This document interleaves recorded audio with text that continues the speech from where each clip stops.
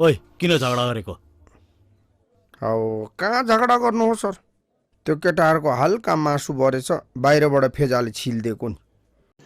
रुको जरा, सबर करो। बढ्दा बोल्छस्, के हो तेरो नाम?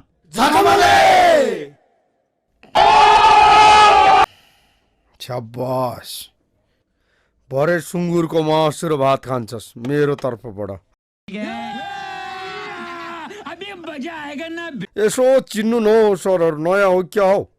तेरी दादागिरी निकाल दूंगा मैं। बढ्ता बोल्छस् तँ? जेलबाट छुटेको 2 दिन भएको छैन, गुन्डागरी स्टार्ट भइहाल्यो तेरो। आफ्नो औकातमा आइहाल्यो छैन तँ? कहाँ हो स्टार्ट? हामीले कहाँ गरेको? स्टार्ट त त्यो दन्तेरले गरेको।